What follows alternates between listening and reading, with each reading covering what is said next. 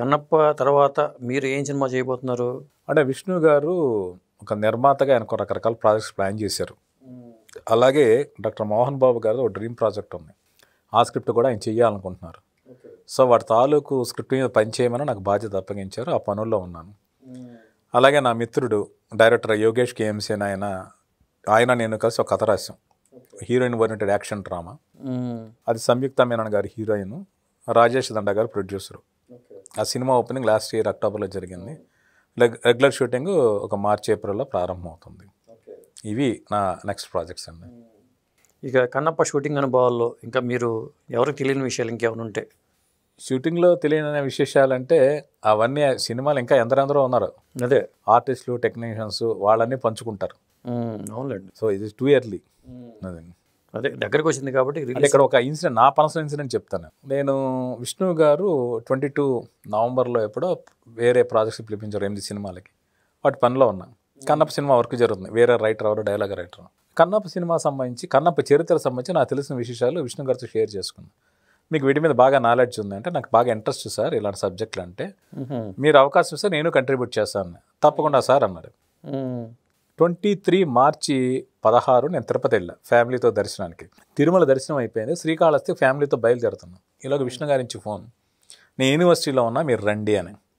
So వెళ్ళా. ఫ్యామిలీనేమో గుడికి పంపించే శ్రీకాళహస్తి టెంపుల్కి నేను విష్ణు గారిని కలిసా. మార్నింగ్ అనుకున్న మీటింగ్ ఈవినింగ్ వరకు సాగింది. ఈవినింగ్ మీరు మోహన్ బాబు గారిని కలుద్దని ఆయన తీసుకెళ్లారు. మోహన్ బాబు గారు, ప్రసాద్ మీ గురించి విన్నాను, సో కన్నప్ప సినిమా మీరు రాయండి అన్నాడు. సో నేను అన్ఎక్స్పెక్టెడ్గా ఒక మంచి సర్ప్రైజ్, ఒక అన్ఎక్స్పెక్టెడ్ గిఫ్ట్. చాలా ఆనందపడ్డా. కన్నప్ప లాంటి ఒక ప్రాజెక్ట్లో నేను ఇన్వాల్వ్ అవుతున్నాను. ఒక్క క్షణం బాధ ఏంటి అంటే, అరే శ్రీకాళహస్తి దర్శనం చేసుకోలేకపోయాను అన్న బాధ అనిపించింది. అదే చెప్పారు కదా చివరికి. చివరికి ఏమైంది అంటే, అప్పటి నుంచి నాకు శ్రీకాళహస్తి వెళ్ళడం కూడా కుదరలేదు.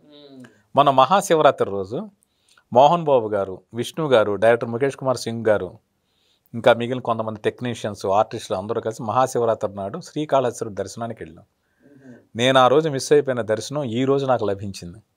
అది కూడా కన్నప్పగా నటించిన విష్ణు గారు, మోహన్ బాబు గారితో కలిసి ఆ దర్శనం అనేది ఒక మర్చిపోలేని అనుభూతి.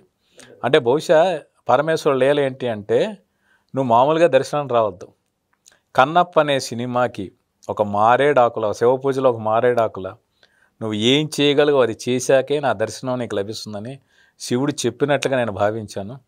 అది నా పరంగా నేను మర్చిపోయిన ఒక అద్భుతమైన అనుభవం అండి. మరి ఇలాంటి సినిమా మన దర్శకులు చాలామంది ఉన్నారండి. ముఖేష్ కుమార్ సింగ్ గారు ఎందుకు అనుకున్నారు అంటే, ఇప్పుడు చూసిన పాన్ ఇండియా సినిమాలు నార్త్ ఇండియన్ ఆడియన్స్ కూడా సౌత్ ఇండియన్ డైరెక్టర్స్ మీద ఎక్కువ ఇంట్రెస్ట్ చూపిస్తున్నారు. రాజమౌళి గారు కావచ్చు, ప్రశాంత్ నీల్ గారు కావచ్చు, సుకుమార్ గారు కావచ్చు. కానీ ఇది ఒక పౌరాణిక గాథని ఒక సెన్సిబుల్గా చెప్పాలి. దానికి ఏంటంటే, ముఖేష్ కుమార్ సింగ్ గారు అనే మహాభారత్ సీరియల్లో చాలా ఎపిసోడ్స్ షూట్ చేసిన వ్యక్తి. ఆయనకు పురాణాల మీద, చరిత్ర మీద చాలా పట్టున్న వ్యక్తి. పర్సనల్గా కూడా ఆయనకు దైవభక్తి ఎక్కువ, చాలా నియమనిష్టలతో ఉంటాడు ఆయన. సో అలాంటి వ్యక్తి, అంటే ఆ మహాభారత్ లాంటి సీరియల్ తీసిన వ్యక్తి ఈ కథకి న్యాయం చేస్తాడని అనిపించి మోహన్ బాబు గారు ఆయన పిలిపించాడు.